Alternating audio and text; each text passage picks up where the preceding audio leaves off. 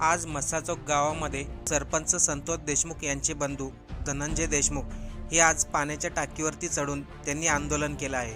कालच त्यांनी सरकारला विनंती केली होती त्यांचे भाऊ संतोष देशमुख यांच्या हत्येप्रकरणी पोलिसांना, CIDला आणि SIT पथकाला कोणते पुरावे मिळाले, त्यामध्ये गुन्हेगाराचे काय पुरावे मिळाले, याशिवाय वाल्मिक कराडवरती 302 मोका का लावला नाही। गेल्या बऱ्याच दिवसापासून CID, पोलीस खातं आणि SIT पथक आरोपींची चौकशी करत आहे, परंतु संतोष देशमुख यांच्या हत्येप्रकरणी कोणतीही माहिती देशमुख कुटुंबांना सांगण्यात आलेली नाही। म्हणजेच की जाणून बुजून ही माहिती लपवली जाते आणि वाल्मिक कराडला आणि विष्णू चाटेला वाचवलं जाते, असा आरोप संतोष देशमुख यांचे बंधू धनंजय देशमुख यांनी केला। त्यांची मागणी होती वाल्मिक कराडला 302 लावून त्याच्यावरती मोका अंतर्गत गुन्हा दाखल करावा, त्याशिवाय विष्णू चाटेला देखील तात्काळ आरोपी घोषित करा। कारण की ज्या दिवशी सरपंचाची हत्या झाली त्या दिवशी धनंजय देशमुख यांनी विष्णू चाटेला 16 कॉल केले होते आणि त्या कॉलवरती विष्णू चाटेने सांगितलं होतं तुझा भाऊ 20 मिनिटांनी घरी येईल। हे सर्व कॉल डिटेल्स धनंजय देशमुख यांच्या मोबाईलमध्ये आहेत। त्यामुळेच तर सरकारने आरोपींवरती काय कारवाई केली, नेमकं प्रकरण कुठपर्यंत आलंय याबद्दल कुटुंबाला काहीच माहिती दिली नाही। आणि काल धनंजय देशमुख यांनी सांगितलं होतं जर आम्हाला कळतच नाही या प्रकरणात काय चाललंय, वाल्मिक कराडवरती जर तुम्ही गुन्हा दाखल करून घेत नसाल तर आमच्या जीवनाचा काही अर्थ नाही, कारण की उद्या वाल्मिक कराड बाहेर आल्यानंतर त्याच्या जीवाला धोका होऊ शकतो, असं धनंजय देशमुख यांनी काल सांगितलं होतं।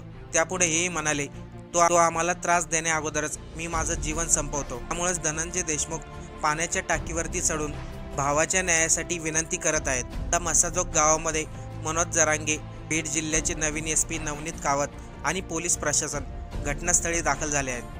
त्यांना जरांगे पाटील तसंच SP यांनी खाली येण्याची विनंती केली, परंतु धनंजय देशमुख यांचं म्हणणं आहे जोपर्यंत वाल्मिक कराडवरती 302 मोका अंतर्गत गुन्हा दाखल होत नाही तोपर्यंत आम्ही खाली येत नाही। याशिवाय या प्रकरणामध्ये चौकशी कुठपर्यंत आली आहे याची सर्व डिटेल्स आम्हाला पाहिजे। पुढे धनंजय देशमुख हे देखील म्हणाले विष्णू चाटेचा कॉल रेकॉर्ड आहे, मग आणखीन तुम्हाला कोणते पुरावे पाहिजे?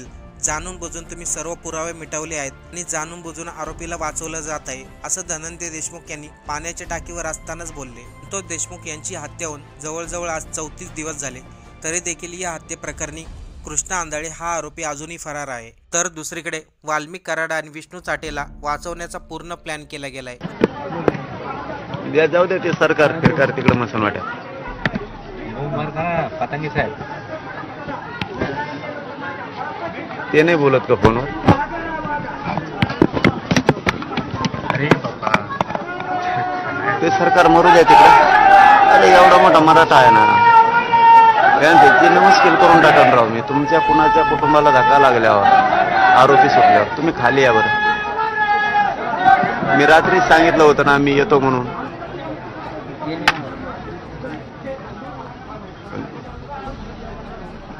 मी रात्री म्हणलो ना तुम्हाला की येतो मी ताबडतोब तिकडे निघून, मला येऊच तर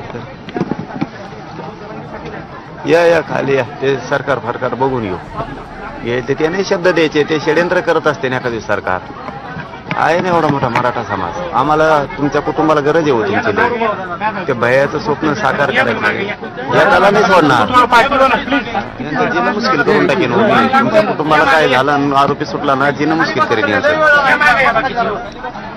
या बरं या तुम्ही खाली या, सरकार फिरकार जाऊ दे तिकडे ते मसून वाट्या कशाचे पोलीस कशाचे अधिकारी कशाचं काय असतं बघू, आपल्या पद्धतीनं आपण घेऊन या कसं घ्यायचं। या बरं खाली या बरं प्लीज नका रे, मला लय उभा राहता आहे ना, मला वर येता येत नाही त्याच्या।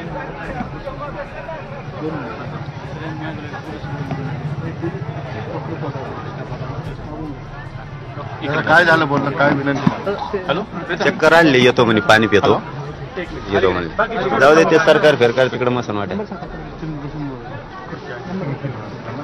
पोलीस प्रशासनाला कालपासून माहिती असताना त्यांनी टॉवरवर चढणार म्हटल्याच्या नंतर या ठिकाणी काही गाड्या किंवा जाळी अशा प्रकारची सुविधा उपलब्ध असणं गरजेचं होतं, काही दिसत नाही त्या शाळा षड्यंत्र कळाला आता कळालं, आता मराठे जागे झाले आजपासून राज्यात कळाला। न्याय मिळणार नाही संतोष भैयाला हे सिद्ध झाला। मी आतापर्यंत हे शब्द बोललोच नाही, हे सिद्ध झाला आता भैया। संतोष भैयाला न्याय मिळणार नाहीये हे सिद्ध झालं. न्याय आम्हालाच घ्यावा लागेल.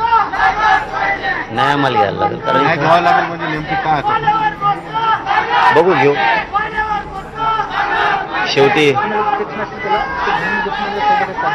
नाविलाज कशाला म्हणते. नाविलाज शेवटी कशाला म्हणते. जिथं आता अपेक्षाच भंग झाल्या. ज्या मुख्यमंत्र्याकडून अपेक्षा होत्या कुटुंबाला, समाजाला. माझे मराठी शांत होते राव राज्यात. एवढे सोपे नाहीत मराठी. मग मुख्यमंत्र्याला वाटतात तेवढे सोपे नाही. मुख्यमंत्र्याला वाटतात तेवढे सोपे नाहीत मराठी.